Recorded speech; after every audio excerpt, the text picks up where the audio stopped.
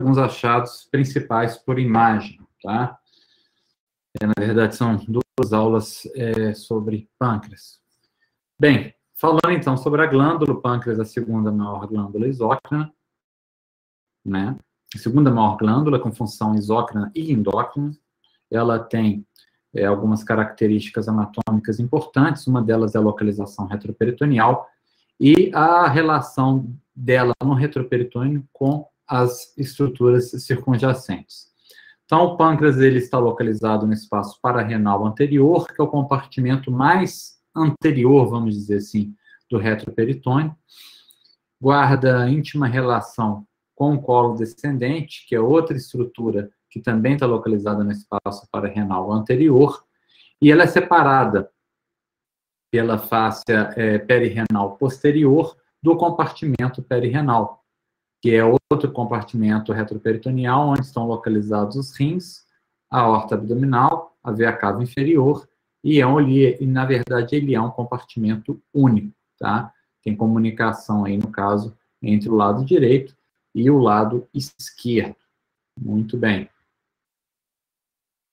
Esse slide, então, nós vimos agora na aula passada. O pâncreas, então, ele tem grande parte da localização dele como retroperitoneal. Eventualmente, a ponta, a cauda do pâncreas pode ter um pequeno componente intraperitoneal. Isso daí é uma variação anatômica que pode acontecer, tá? Eventualmente. Ele tem localização posterior ao estômago, e entre o estômago e o pâncreas nós temos aqui a pequena cavidade omental, né, também conhecida como retrocavidade dos epíplons, ou mesmo como bursa omental. São nomes que representam a mesma estrutura, que é a chamada pequena cavidade peritoneal, que fica localizada aqui dentro, entre o estômago e entre o pâncreas. Muito bem. Lembrando também que o pâncreas tem uma relação muito próxima com a terceira porção do duodeno, a segunda a gente já falou, a terceira porção do duodeno, aqui o ângulo de Treitz, que é a transição entre o duodeno e o segmento proximal do jejum, e principalmente com os vasos mesentéricos superiores, tá? Artéria e veia mesentéricas superiores, tá? Estão aqui representados. O elétrico, a gente já acabou de falar sobre ele. Muito bem. Então, o recorte mostra muito bem como que é o compartimento onde está localizado o pâncreas, que é o espaço pararrenal anterior.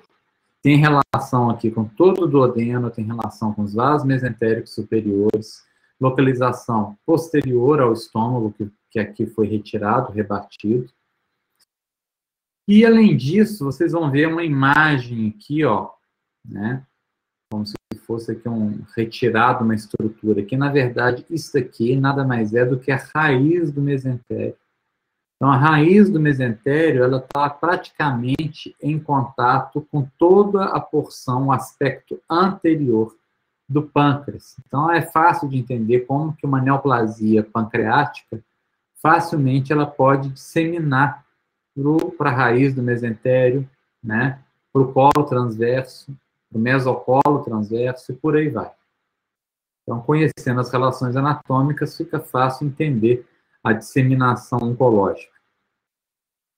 Aquilo que eu tinha falado na aula passada.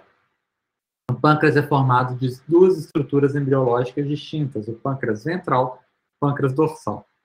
Durante a formação do tubo digestivo e das vias biliares, nós temos, então, essa separação.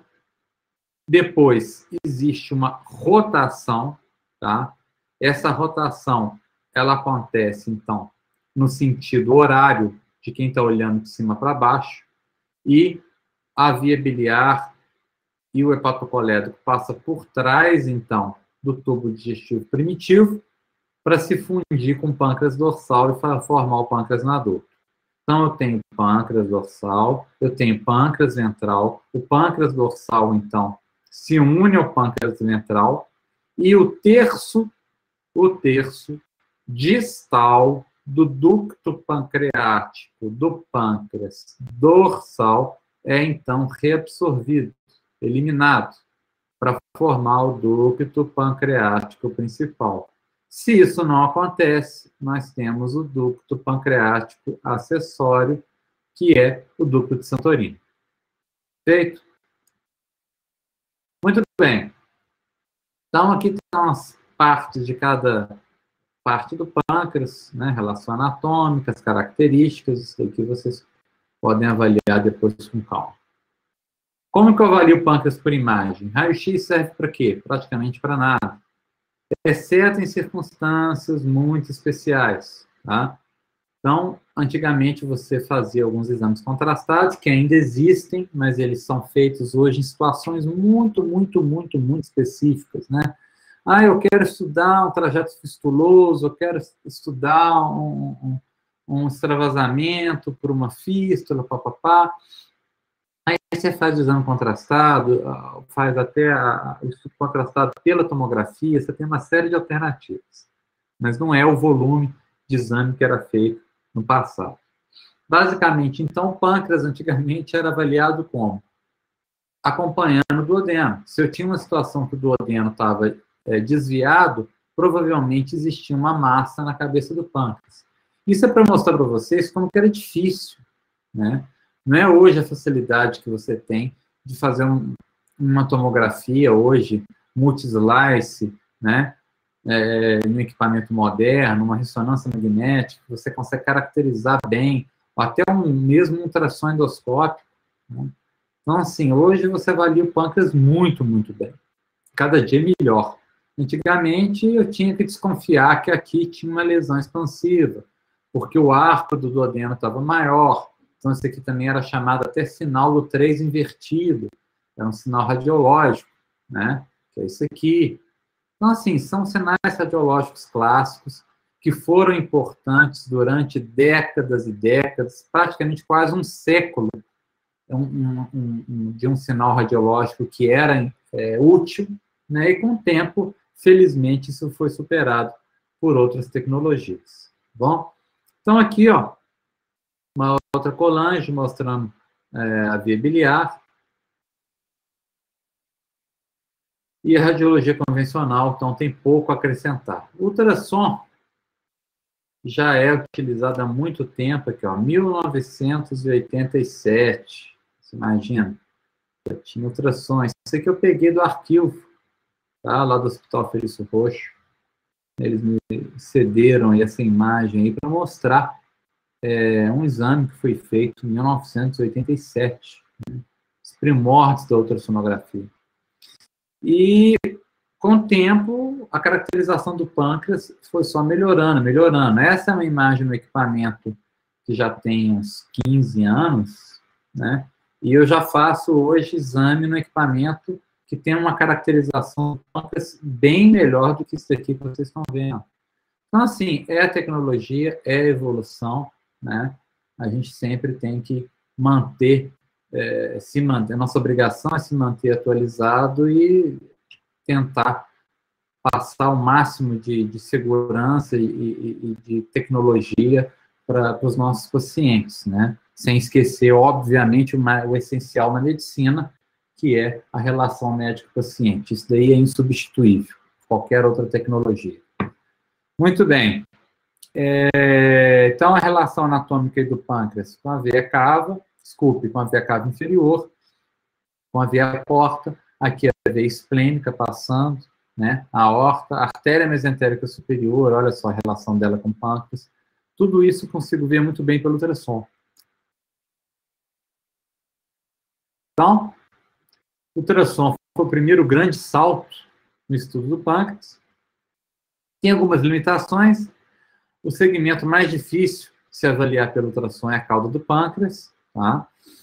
Mas, eventualmente, você consegue passar ou superar essas dificuldades. Muito bem. Então, aqui eu tenho a tomografia computadorizada, foi o segundo salto, né? Foi o primeiro exame que, de fato, conseguiu avaliar o pâncreas na sua totalidade. Isso, principalmente, porque o pâncreas, a tomografia do pâncreas não sofre interferência em relação à presença ou não de ar no seu interior, tá? Então, o pâncreas continua sendo um método excepcional, tá, para avaliação do tecido pancreático. E você consegue saber se existe ou não, por exemplo, uma dilatação ductal, né? Então, assim, você tem vários parâmetros a serem avaliados. E a cauda do pâncreas, muito bem vista pela tomografia. Muito bem. Então, é um método de imagem muito bom, não sofre interferência do conteúdo gasoso. Ressonância, o último, né, vamos dizer assim, salto, o último grande ganho tecnológico na avaliação do pâncreas. Existem situações que o pâncreas hoje supera naturalmente a tomografia, né? Em alguns casos, a tomografia continua complementando o estudo da ressonância, né? Então, por exemplo, um paciente com pancreatite crônica, é muito comum na pancreatite crônica você ter algumas calcificações periductais, acinares. Isso a ressonância tem dificuldade de ver, e a tomografia vê muito bem, né? Algumas lesões císticas no pâncreas, a maioria das lesões císticas são muito melhor avaliadas pela ressonância do que pela tomografia. Então, hoje o papel da ressonância, quer dizer, hoje o papel da tomografia é um exame complementar muito importante para a ressonância magnética. Em alguns casos, cada um tem suas vantagens. Em situações muito difíceis, eventualmente, os dois exames são indicados. Nessa próxima imagem, eu vejo o pâncreas numa ponderação em T2, só o líquor aqui, ó, brilhando, T2. E eu faço a saturação de gordura para saber se existe alguma alteração da gordura peripancreática. Aqui são ponderações em T1, onde eu vejo um T1 que a gente chama de T1 em fase, um T1 fora de fase. Isso aqui são parâmetros da ponderação em T1. E através desse exame é possível, então, saber se existe o que a gente chama de infiltração gordurosa do fígado, né? Então, através da sequência ponderada em T1 fora de fase, eu vejo uma perda de sinal do fígado, bem típica da infiltração gordurosa. A gente falou isso, né, na aula de fígado, inclusive. Muito bem. Então, a ressonância tem um arsenal maior de sequências que podem ser utilizadas para avaliação do pâncreas, e é melhor que a tomografia também para esse tipo de caracterização. Muito bem. Então, as causas mais comuns de pancreatite aguda estão aqui representadas, tá? Que é uma das condições mais patológicas, mais comuns no pâncreas, né?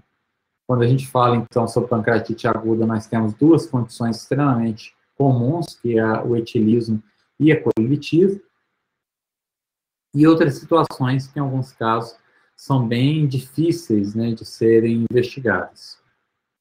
Muito bem.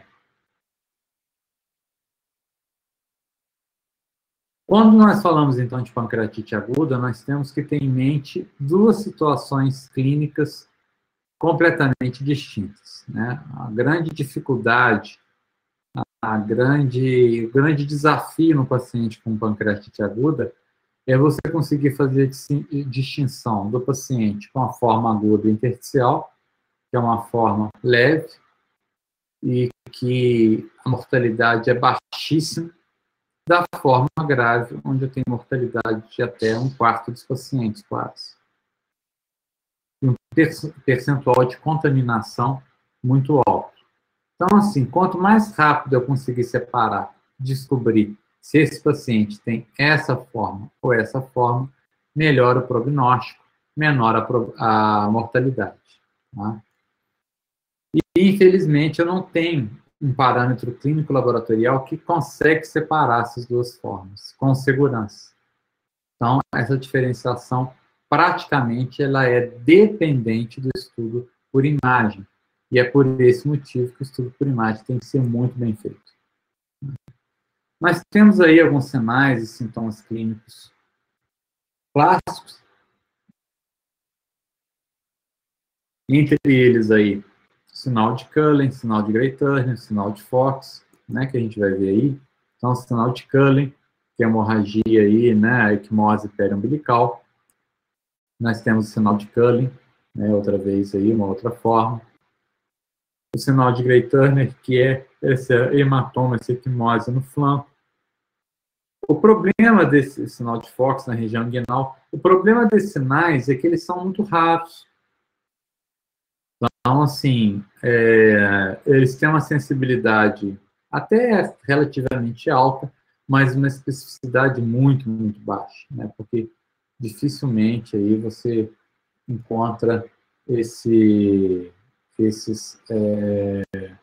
sinais em todos os pacientes.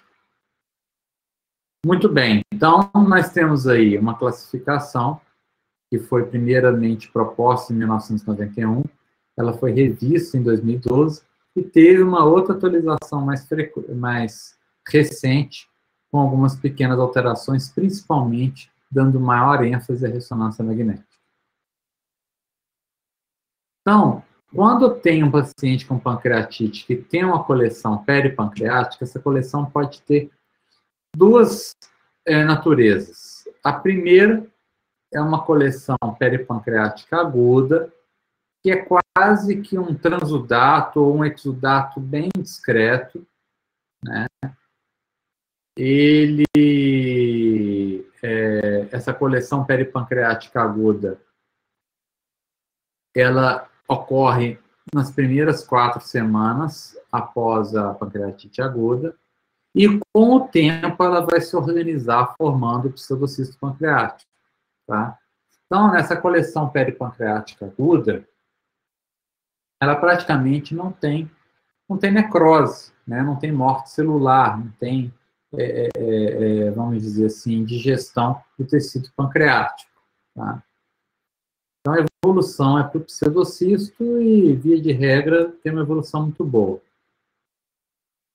Já a outra coleção é a coleção necrótica aguda, que é uma coleção decorrente de morte celular, né, de necrose pancreática, tá, da pancreatite necrohemorrágica. Então, nós temos necrose, nós temos destruição e liberação de enzimas proteolíticas, destruição do parênquima pancreático, né, esteatonecrose, que é destruição da gordura peripancreática. E aí essa coleção necrótica, ela não evolui para o pseudocisto pancreático. Ela evolui para a necrose pancreática delimitada, ou murada, né? Que é a walled-off necrosis. Então, assim, basicamente, são duas lesões totalmente distintas do ponto de vista anatomopatológico.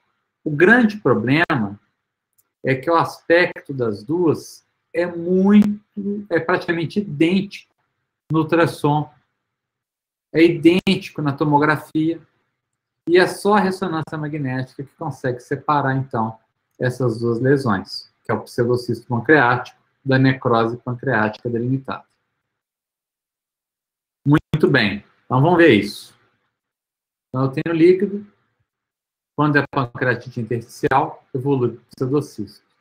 Se eu tenho uma coleção em que houve necrose pancreática, evolui para a necrose pancreática limitada ou murada. Muito bem.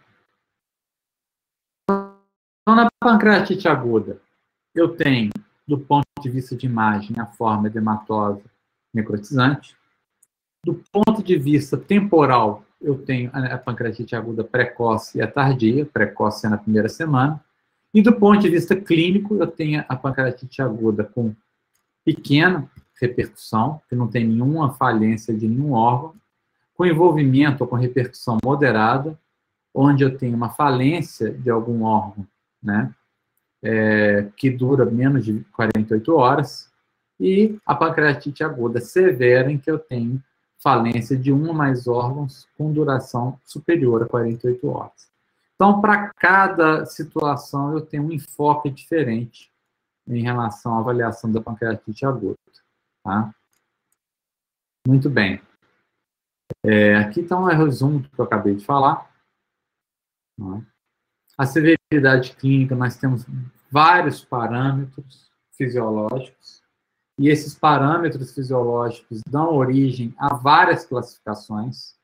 Então, nós temos a classificação critério de Hansen, nós temos a classificação de Apache, cada um com as suas características.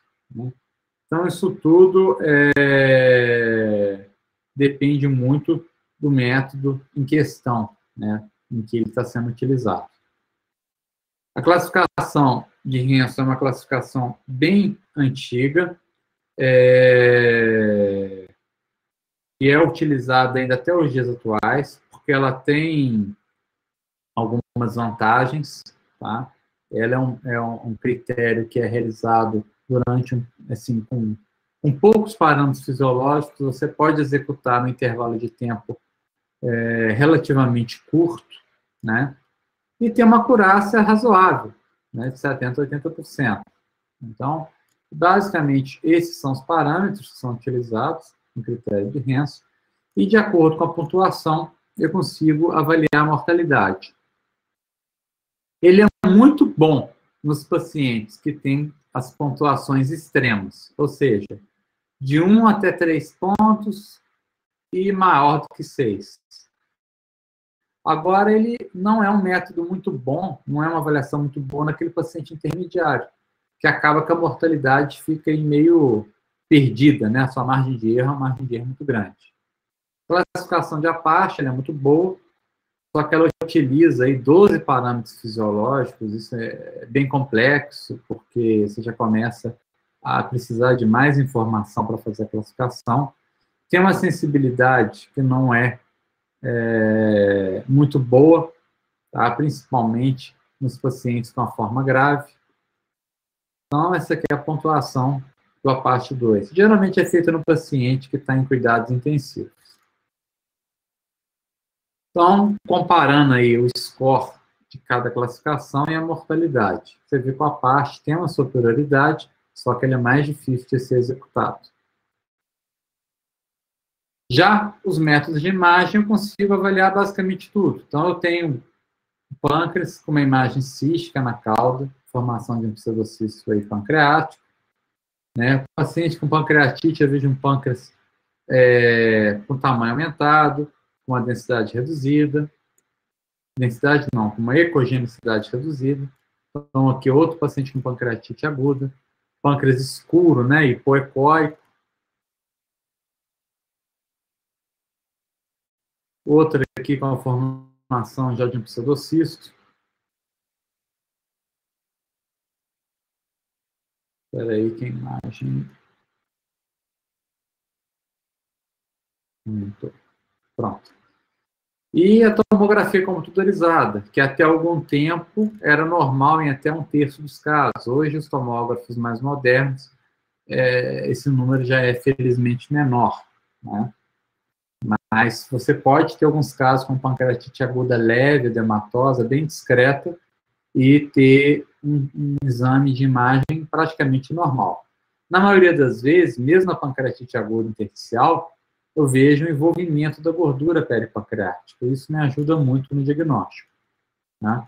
Então, o que é o envolvimento? Essa densificação da gordura peripancreática. Ela tinha que ser totalmente hipoatenuante e ela tem uma atenuação intermediária.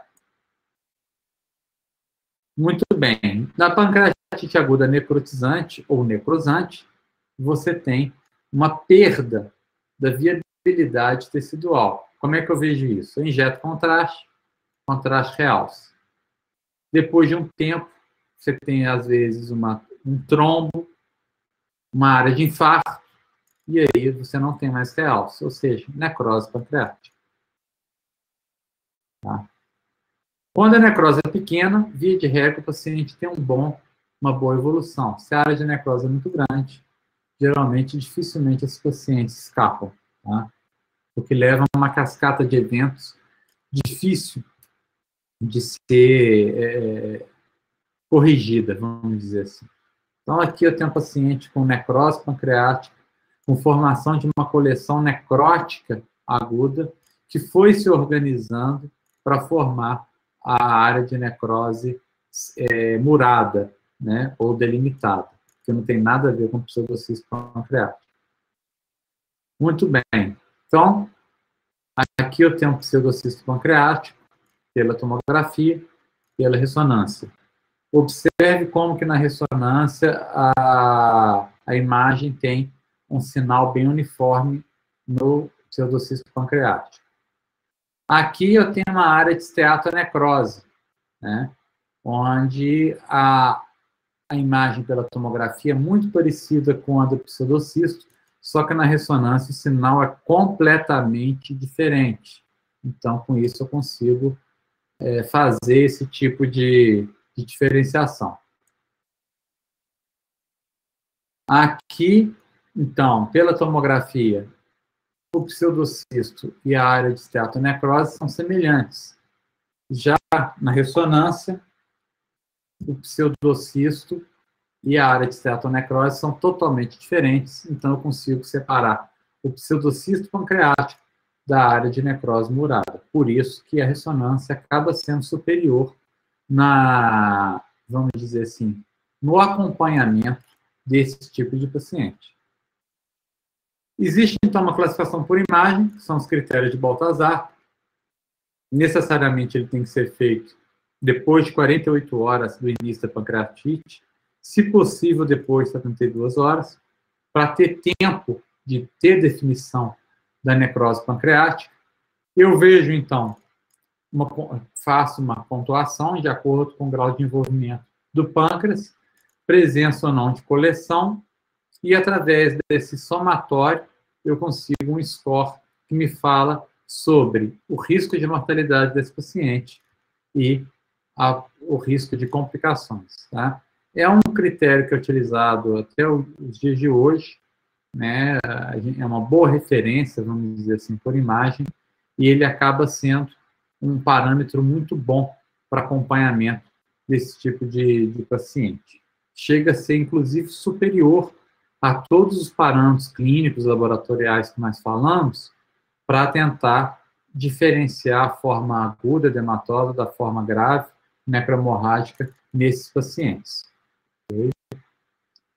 Então, é isso. Aí lembrando também que não dá para você descartar a infecção, tá? Em pacientes com essas coleções. Acaba que você, exceto quando você tem gás. Se você tem gás dentro da coleção, você afirma que é um abscesso, né, ou que é uma coleção infectada. Agora, se não tem gás, você não pode afirmar se tem ou se não tem. Os parâmetros clínicos acabam sendo importantes. Tá? Então, basicamente, é isso. Ok?